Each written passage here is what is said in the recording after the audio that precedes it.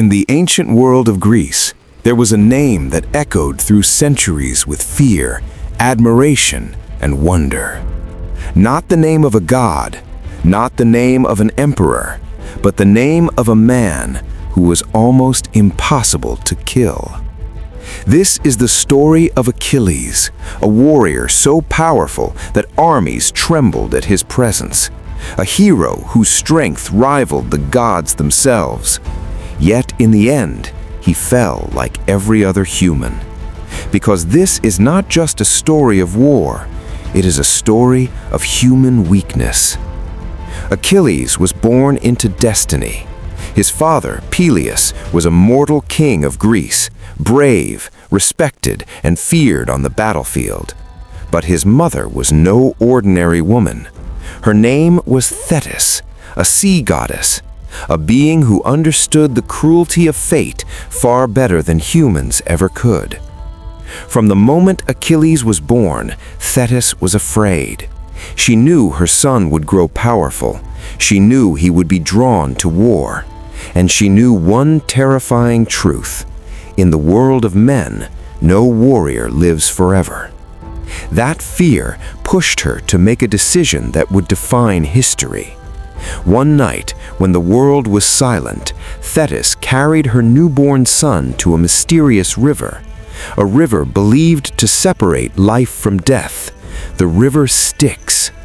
Legends said that anyone who touched its waters would become invulnerable to weapons. Blades would break, arrows would fail. Desperate to protect her child, Thetis held Achilles by his heel and lowered him into the river.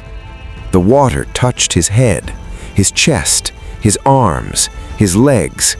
Every part of his body became unbreakable, except one, the heel she was holding.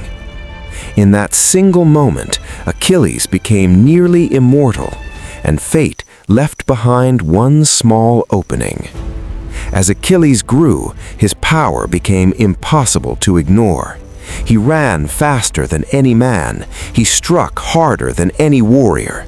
He carried weapons that others could barely lift. People no longer spoke of him as human. They whispered, "Achilles is not a man. He is a disaster."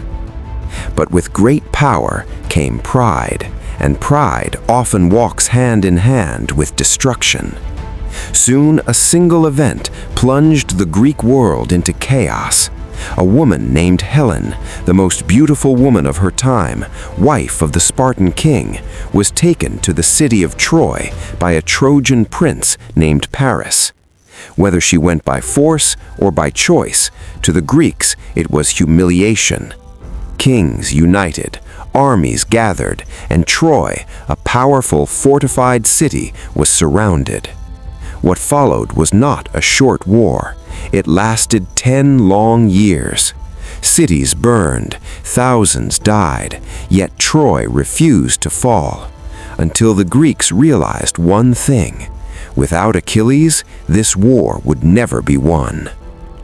When Achilles entered the battlefield, everything changed. Where he walked, death followed. Trojan soldiers fled at the sound of his name. He fought as if nothing could touch him. Then came the moment that sealed his legend.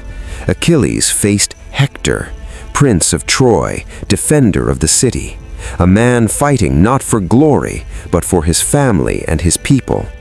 This was not just a duel of swords, it was pride versus duty.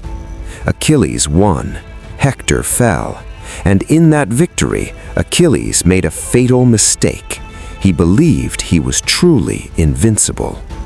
But wars are not won by strength alone. Sometimes they are decided by knowledge. The Trojans discovered the truth. Achilles had a weakness, one small place where the river never touched him, his heel. One day, as the battlefield filled with dust, screams, and chaos, a single arrow was released. It was fired by Prince Paris. Legend says the god Apollo guided its path. The arrow did not strike Achilles' chest, not his heart. It struck the one place where he was human, his heel. The warrior who could not be defeated fell, and with him fell the illusion of invincibility.